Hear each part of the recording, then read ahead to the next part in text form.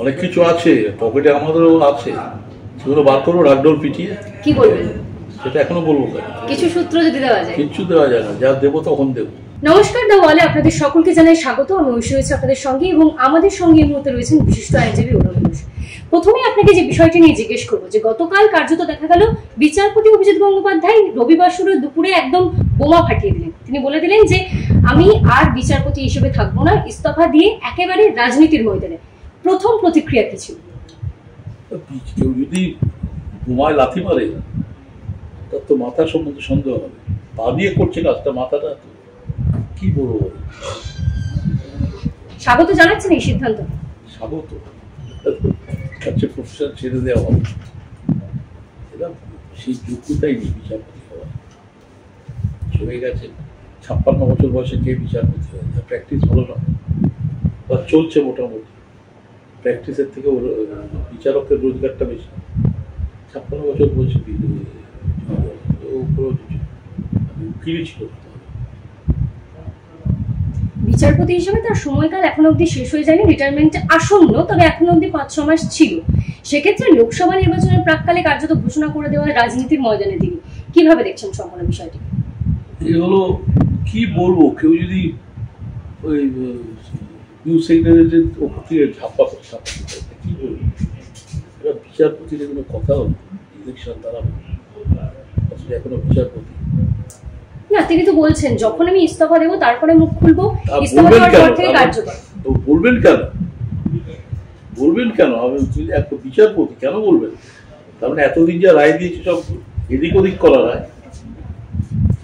রাজনৈতিক মহলে কার্যত গুঞ্জন ছড়িয়েছে যে তিনি বিজেপিতে যাচ্ছেন, তমলুক থেকে প্রার্থী হবেন। কিভাবে দেখছেন সম্পূর্ণ বিষয়টিকে? আমি একদম নোংরা ব্যাপার, কি বলবো।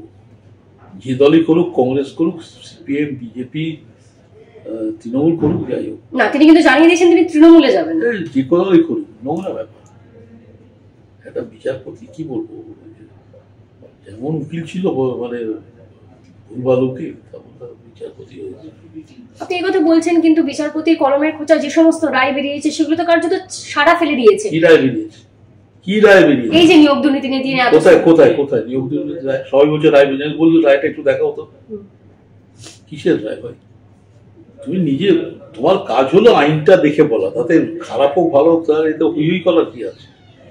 50 জনের কাছে বিচারপতি আছে হাইকোর্টে, অনেক পড়াশোনা জানা লোক আছে, তাদের নাম তোমরা নাও নাও না।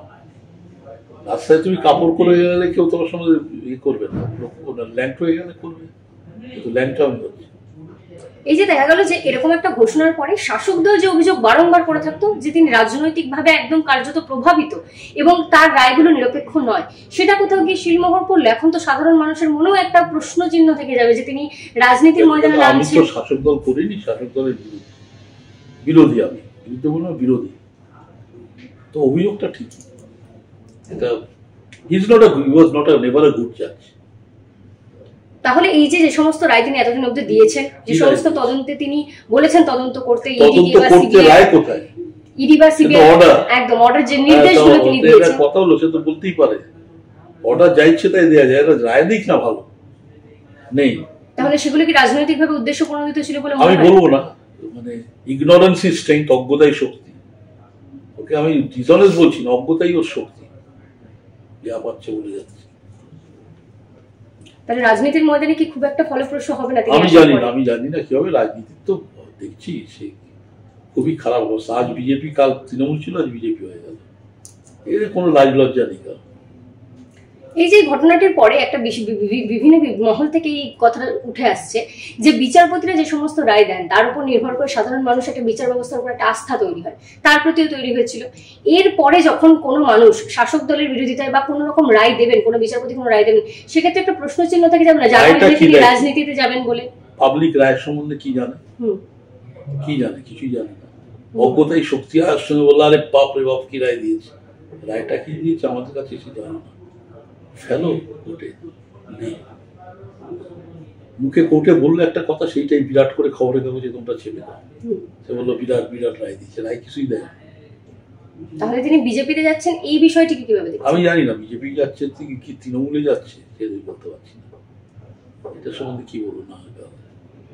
এই যে লোকসভা নির্বাচনের প্রাক্কালেই দেখা যায় যে দল বদল করে এক দল থেকে অন্য দলে চলে যাওয়া, আজকেই তাপস রায় ঘোষণা করে দিলেন ইস্তফা দিয়ে দিচ্ছেন, কোথাও গিয়ে এই যে দল বদলের ব্যাপারটা কিভাবে দেখেন?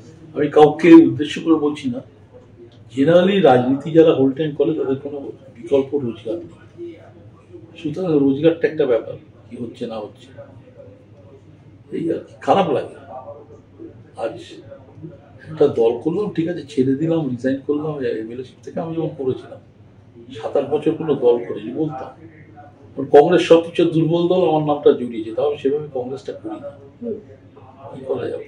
তাহলে আদর্শ, সাধারণ মানুষের জন্য কাজ করা, এগুলোর ঊর্ধ্বে ছাপিয়ে যাচ্ছে ব্যক্তি স্বাধীনতা বা ব্যক্তি স্বার্থ। এটা রুজি রোজগারের ব্যাপার, রাজনীতি রুজি রোজগারের ব্যাপার। হ্যাঁ, এরা কি রোজগার করে? যে জীবন পদ্ধতি, জীবনের যা চলছে, সেটা কি খুব অনেস্টের? কারো ছেলে মেয়ে বিলেতে পড়ছে, কোথায় ভাই পাচ্ছ পয়সা বলো? তাহলে এই বিষয় নিয়ে যখন দেখা গেল যে বিচারপতি ঘোষণা করে দিলেন যে তিনি এখন রাজনৈতিক ময়দানে নামবেন, রাজনীতির বুকে লড়াই করবেন, এই সম্পূর্ণ বিষয়টা নিয়ে সাধারণ মানুষকে কি বার্তা দেবেন? যে কি আগে নামুক না, অনেক কিছু আছে পকেটে, আমাদেরও আছে, সেগুলো বার করবো ঢাকঢোল পিটিয়ে। কি বলবেন সেটা এখনো বলবো, কিছু সূত্র যদি দেওয়া যায়? কিচ্ছু দেওয়া যায় না, যা দেবো তখন দেবো।